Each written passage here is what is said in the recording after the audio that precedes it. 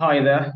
Very good day to everyone. Thank you very much for joining us today in your lecture, very first lecture, your maiden lecture of your education management. The module is contemporary issues in education theory, education policy, and education practice. That's the meaning of the subject, contemporary issues in education theory, policy, and practice.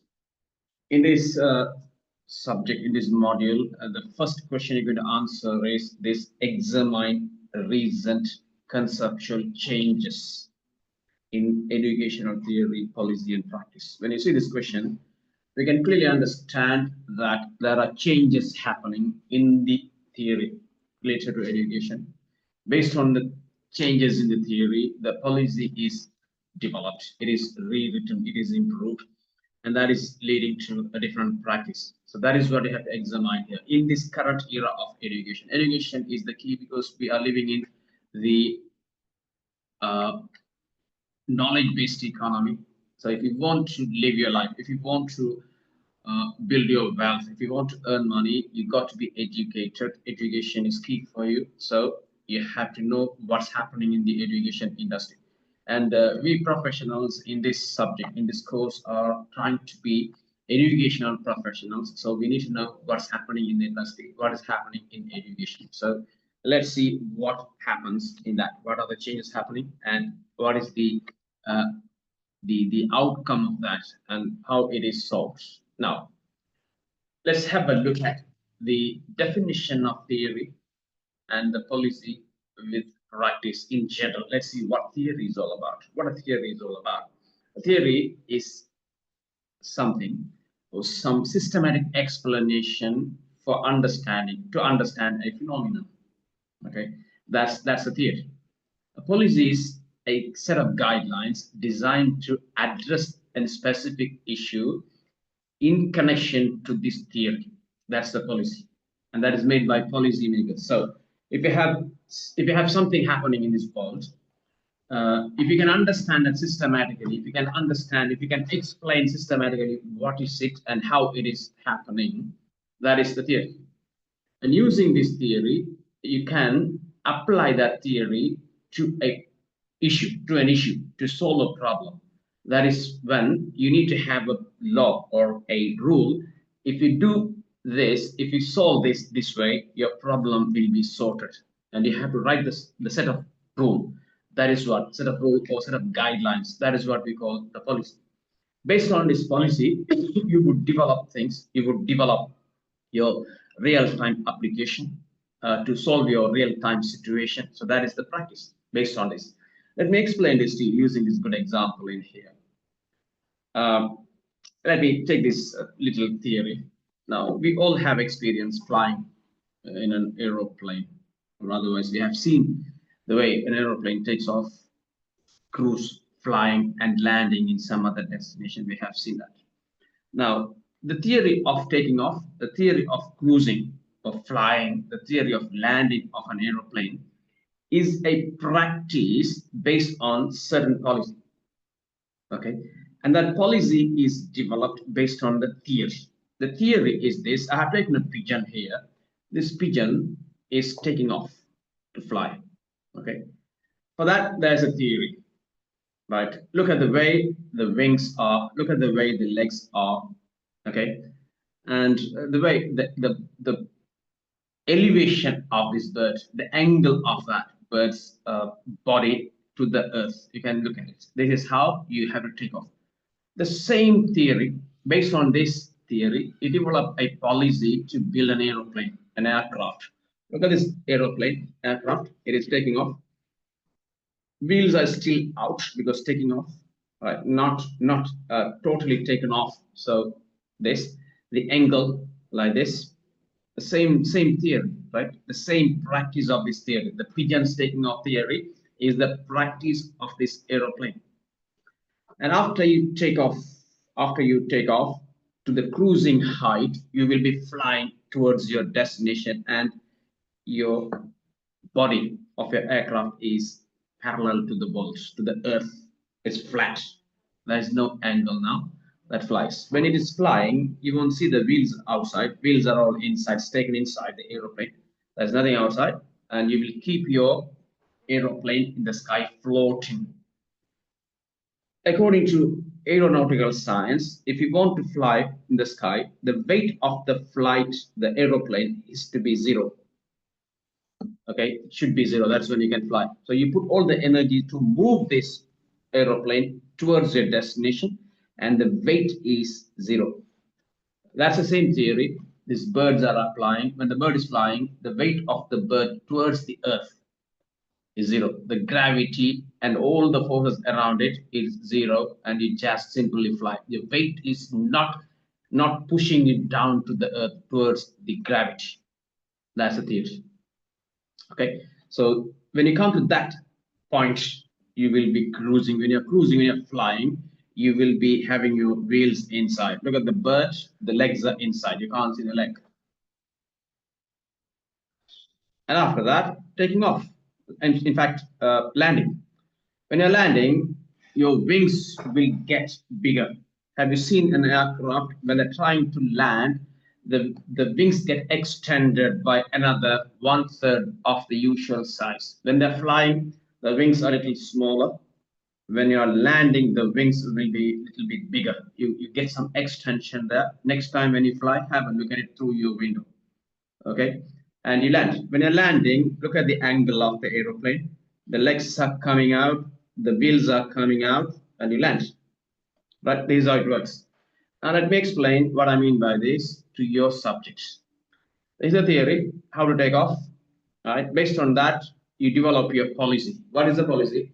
How do you design your wheel? How do you shape your body of the aeroplane? The nose, the body, the tail, the wings, all of these have some connection, some strong connection to the theory of a bird. You look into it and you manufacture it. That is when the practice is. When the practice happens in the very early days of the development of aircraft, they developed the policy, they practiced it, and that didn't work. Again, they tried and it worked somehow, somewhat. And the theory is improving, the theory is changing, and the aircraft's practice is also changing. Okay, so when you learn about the birds much more, you have learned about the birds already, but there are so many things to be learned as well. If you can learn better, your theory is improving, changing, and the policy is getting developed, and the practice is improving as well. An aeroplane that flew for some distance before, now you can fly for a longer distance. And the speed of an aeroplane at that time was slow. Now it's very fast. The supersonic things that can fly faster than the sound. Okay, so the theory is improving, so that the policy is improving, and the practice is also improving. This is what the connection of theory to the policy and to the practice. Okay, so the same concept in here, in this medicine, is an example. The germ theory explains that the COVID is caused by coronavirus. So vaccination, social distancing, mask may prevent from infection. That's a theory. Based on that, governments may make policies. They mandate vaccination, no access to public places without mask, social distancing. They may be compulsory for you. That's law. And they educate the public. They penalize for non-compliance. If you don't vaccinate yourself, they punish you. They penalize you. If you don't maintain your social distancing, you may be subject to punishment. If you don't wear the mask, you may be getting some fine for it. This is the policy. And the practice is about vaccination. You call the people to a public place. You call them to a religious place or to a school, call everyone, or your local cultural center, and you vaccinate them. You provide them masks for free, maybe, or you provide them the mask for some cheaper price, right? And you can limit the crowd in buses, in buildings, in lifts. Okay, you can publish posters and videos to penalize this non-compliance. This is what we call the practice. Okay, you wear the mask, and when you wear the mask, if you still get the infection, we may look into the theory.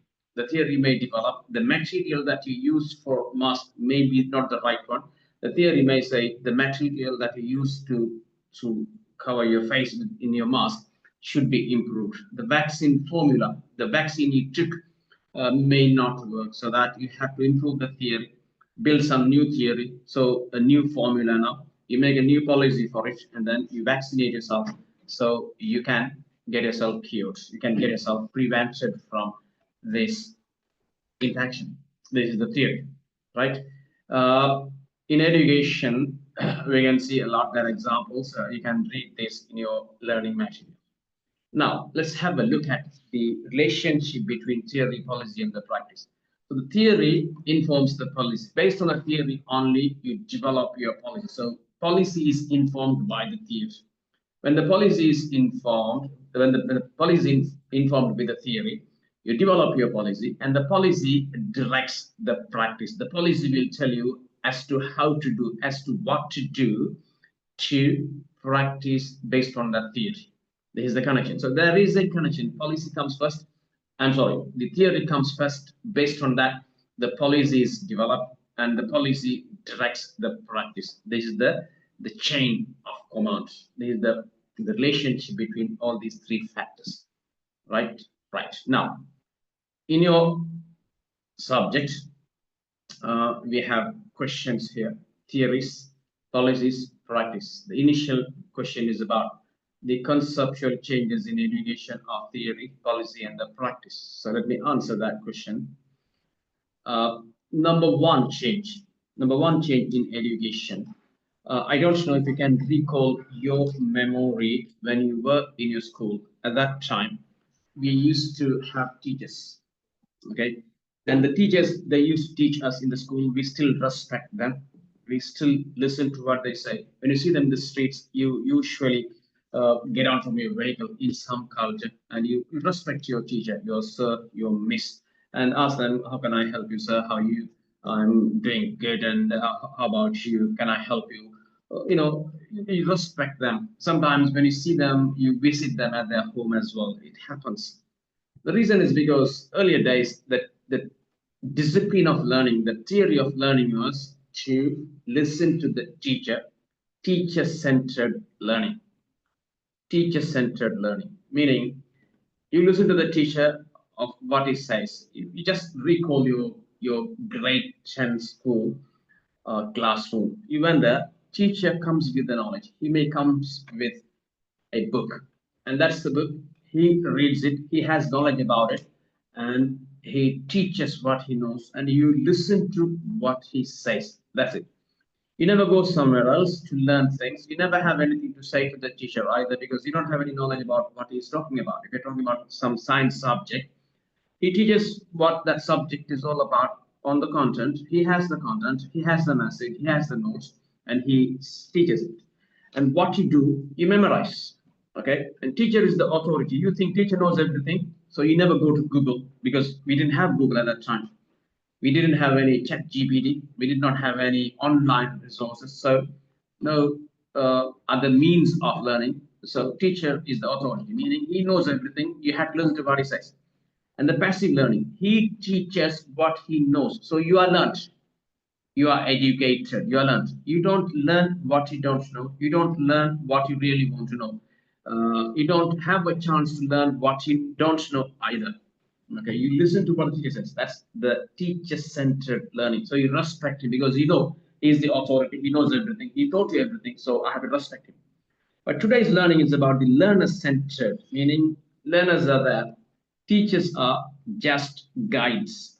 They guide them, okay, to learn.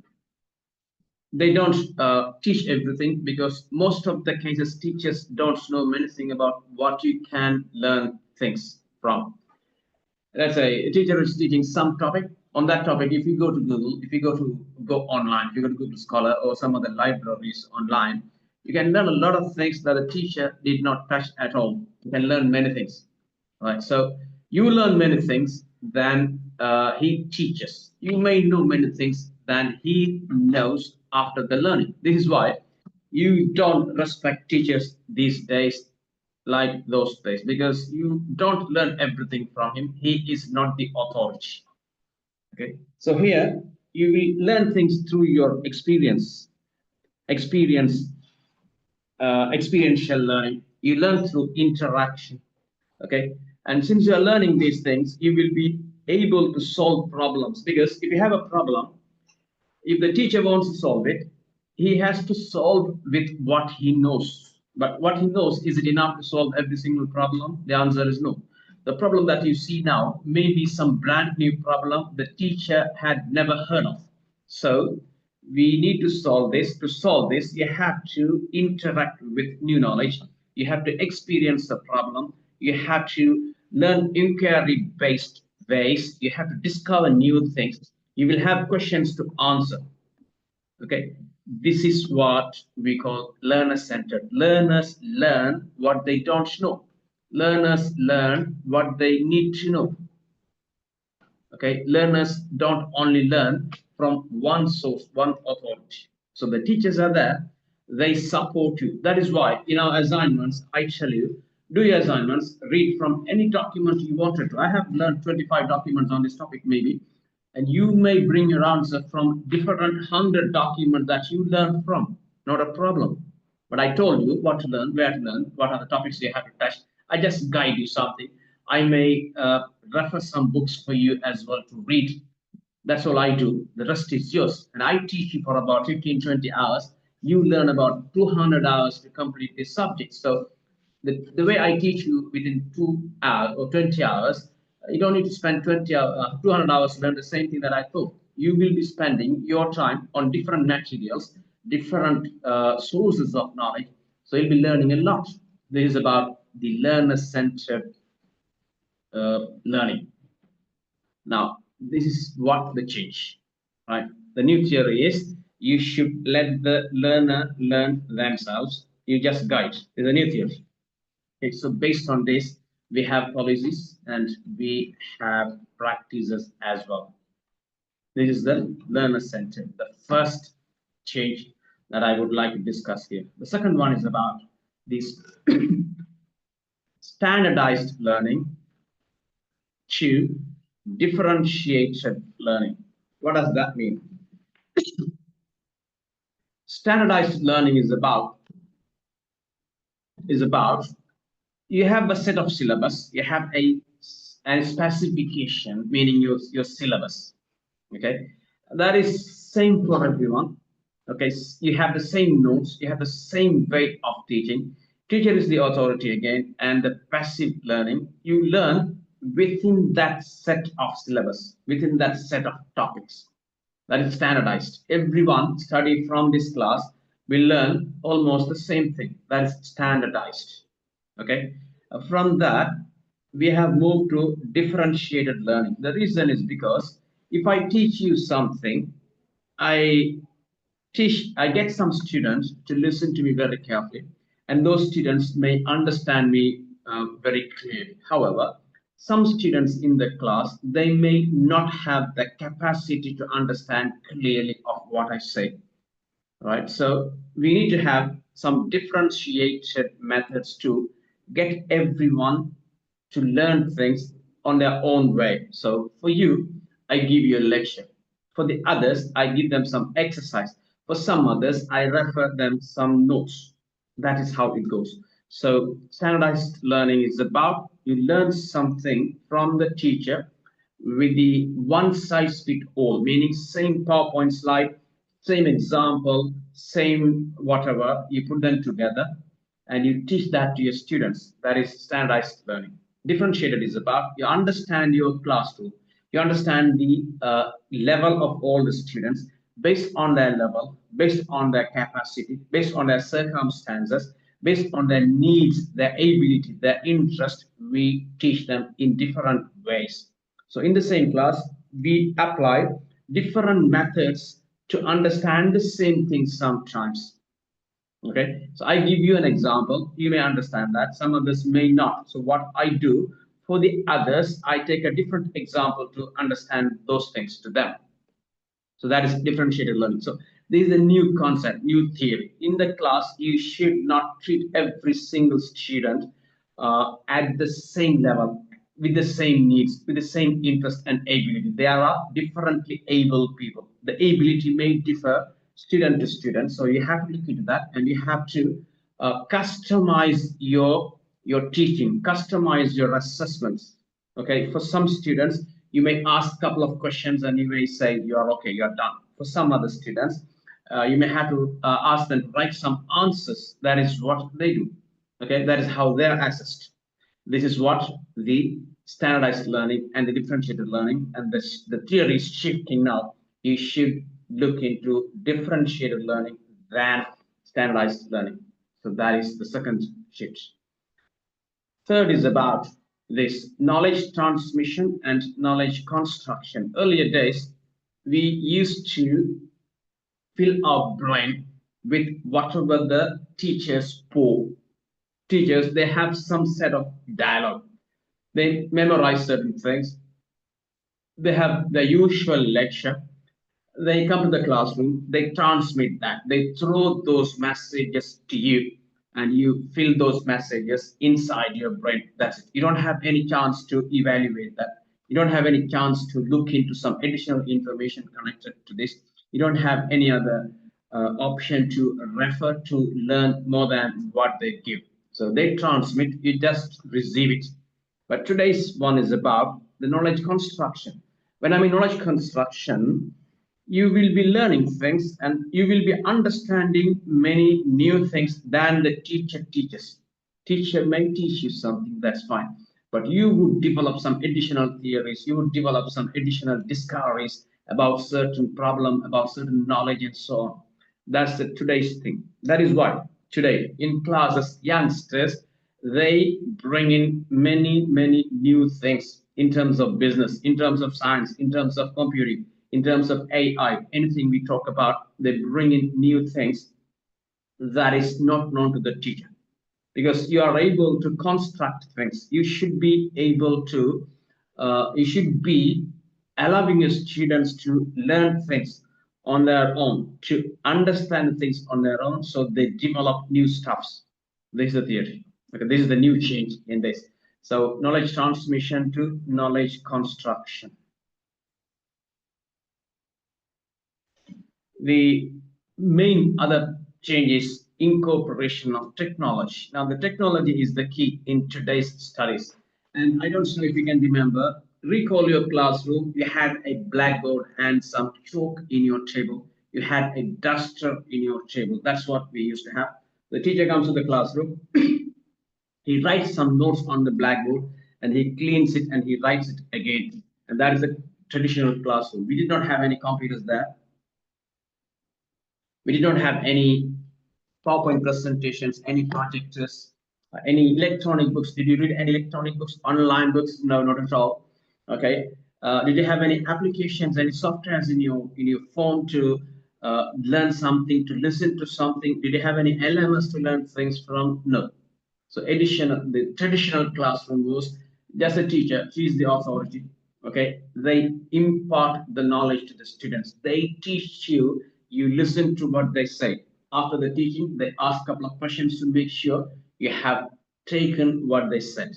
But today we have Zoom, we have Teams, we have electronic books, we have Ed Tech, loads of software applications. If you want to learn English, you have applications. If you want to learn some mathematics, you have applications. If you want to learn some language, some technology, right applications. This is technology.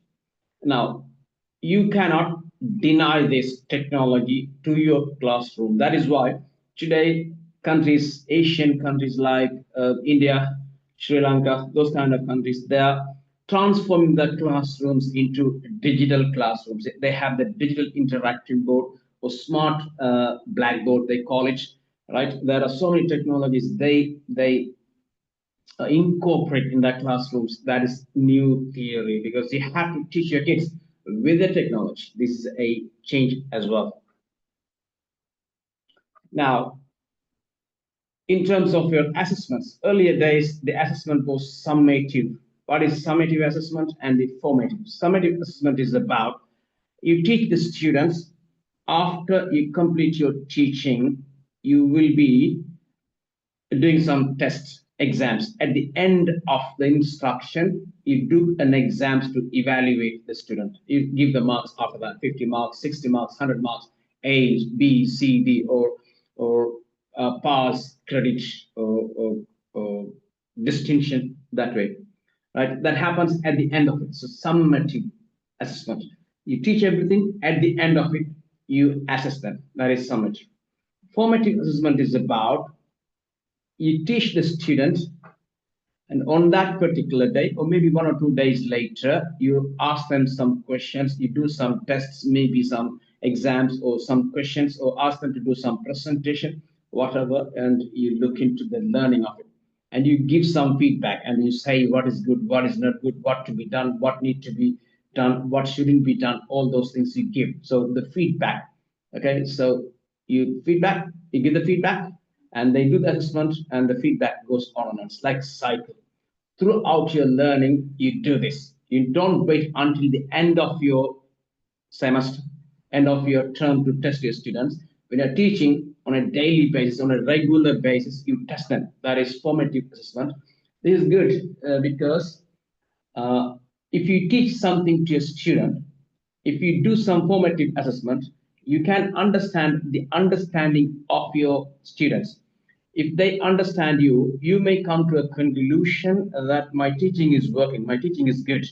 If they don't understand, you can understand yourself that my teaching is not the right teaching, the way of teaching is not appropriate. That is why they are not understanding me, so that you can correct, you can do some alteration, you can do some modification in your teaching so that you can teach them better from the next day onwards. So formative assessment is good for you, for the teachers as well as the students. Okay, so it is improving both of you. So today's assessment is about this. When you do summative earlier, that is what it decides if you have learned it or not. But formative assessment, that decides on the way, on the go.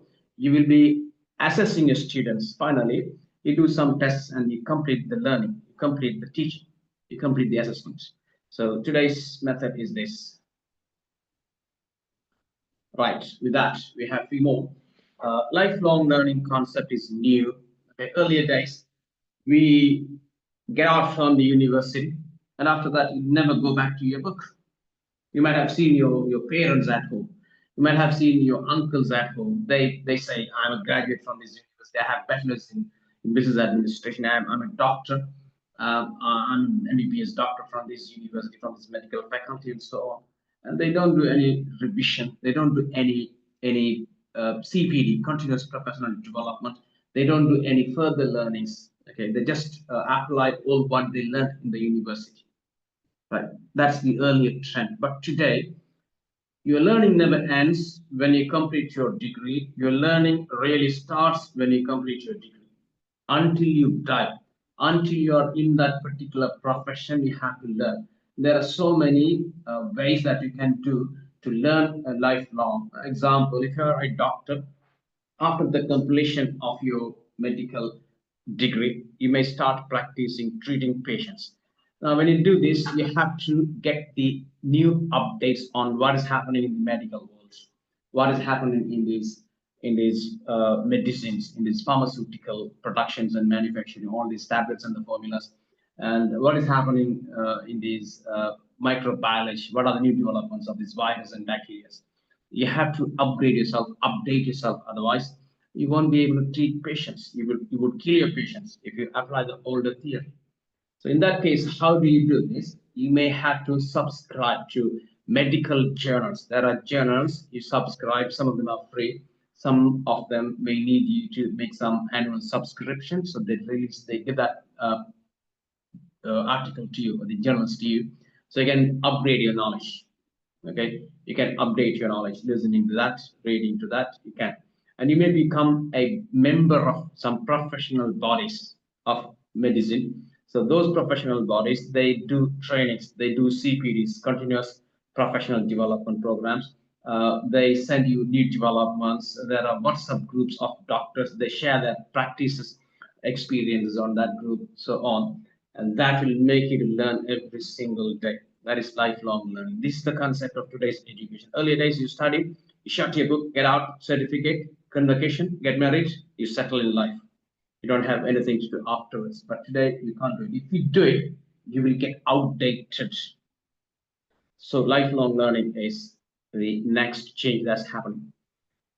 And the next one I'm calling here is the holistic education. When I mean holistic education, the earlier days education was to develop intellectuals. If you study AI, artificial intelligence, you master in that, you know how to develop softwares, you know how to use AI to do all those works technically on the laptop, on the computers, in the backend, and so on. You know everything, but you don't know how to speak to people. You don't know how to lead your team. You don't know how to work in a team in your workplace. Okay, this is the personal development part.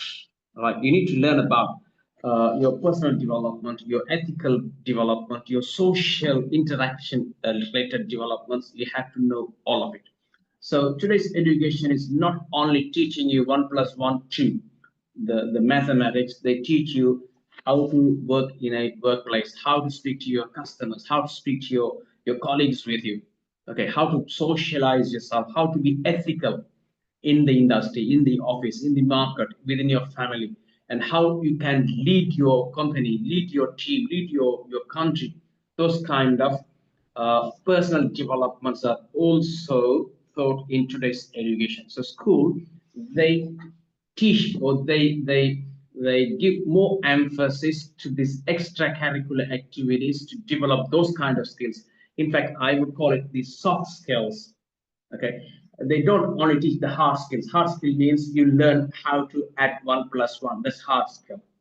Okay, the soft skills is about how to interact with people.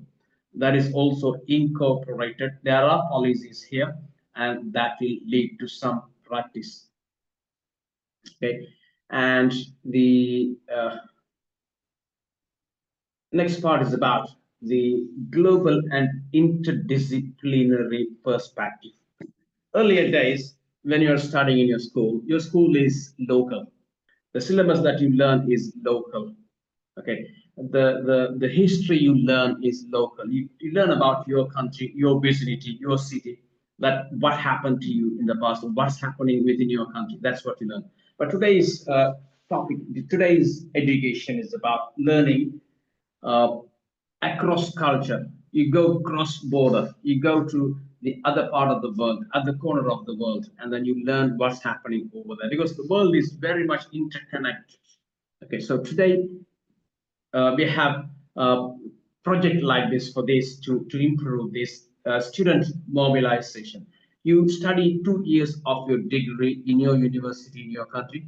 The final year, you go to some other country to learn. You complete your final year in a different country. So the universities, they exchange students like this. And there are students from the UK university. They learn 2 years there. They learn the last year in Sri Lanka, and Sri Lankan students, they learn the first 2 years here, and they go to the UK to learn the last year there. So they are exchanging students, so that you can get the students to interact in between them, so that we can have the interdisciplinary connections between these two countries. That happens everywhere. So that's a new concept of learning. That's again another change. And the competency-based education is again a new concept here, where uh, you don't learn what the syllabus says. You don't learn what the teacher says, what the teacher teaches. You learn based on your competencies. If you go to a class, there are schools based on this now, these days, recently. You go to school, school has a kind of lab there. You go and learn what you like, and once you've learned it, you go to the next level of learning. So based on your competencies, you learn at your own pace.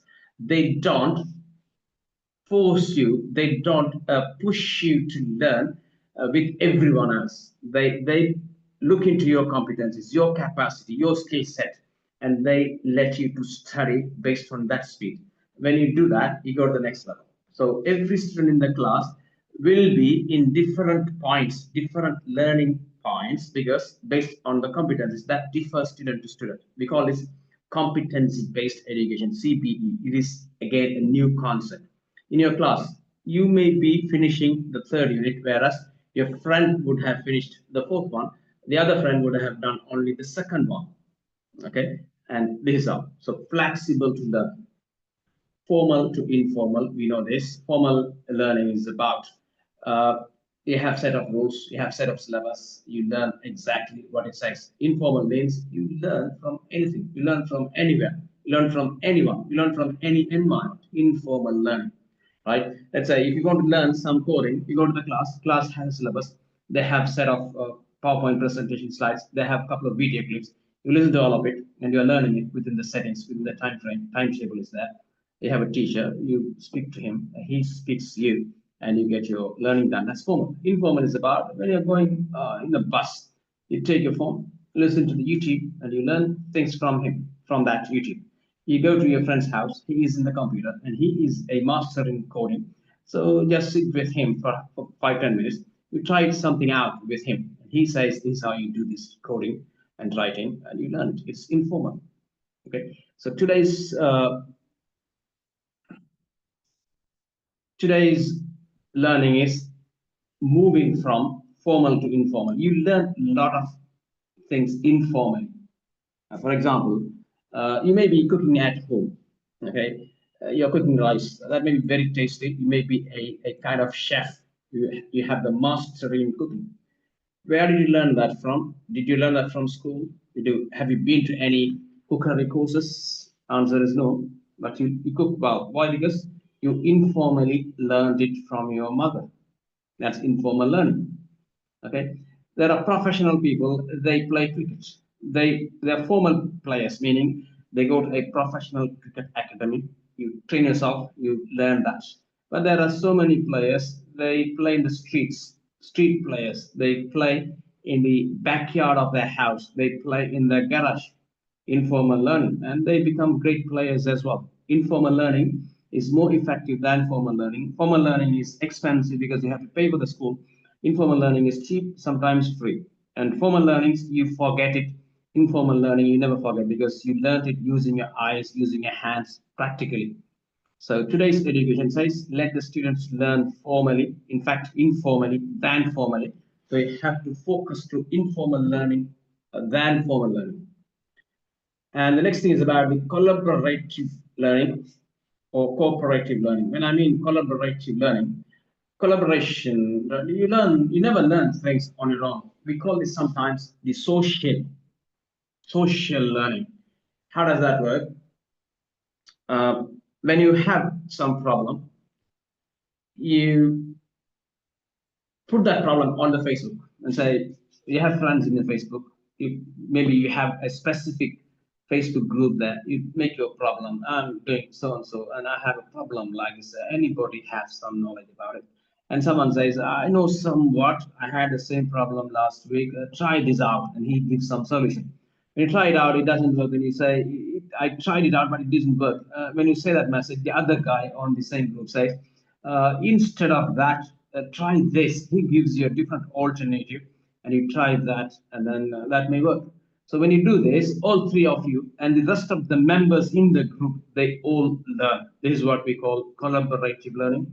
This is what we call cooperative learning because you help each other to learn things. Okay, social learning or cooperative learning or collaborative learning. This is the new trend.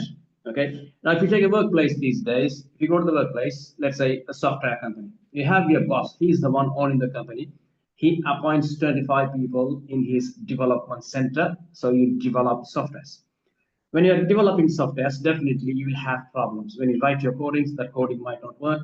It may have some bugs and so on. So when you have these kind of things, you never speak to your boss because your boss most of the times doesn't know to answer your problem because he's a businessman. He also learned like you. He might know somewhat. You cannot expect him to know everything. So what you do, you speak to your colleagues, other 24 people with you, 25 altogether. So speak to them and ask them, I have a problem like this. Can anybody help me? And they may say, try this out, try that out. Okay, so this is how it works. It's collaborative learning. This is why these days offices are not separated in cubes. There's no glass boxes to stay. Your workplace is a whole. Everybody sits at the table, and everybody can speak to each other. because you're closer to each other, there are no separations or partitions in your office. Because to improve, to promote collaborative, cooperative, or social learning. So you learn from your colleagues, you learn from your fellows. That is collaborative learning. This is again a new theory. People learn more when they collaboratively learn than individualized learning. If you sit down with your computer alone at your room, you learn, but you can't learn the way you could learn if you collaboratively do your learning. That is what collaborative learning is about. So far, we have learned about 11 new changes in educational theories, practices, in fact, the policies and the practices. Okay, so you can do your own research. There are so many other powerful changes in the theory, policy, and the practices as well. Prepare yourself to answer your question. Thank you very much. Have a good day.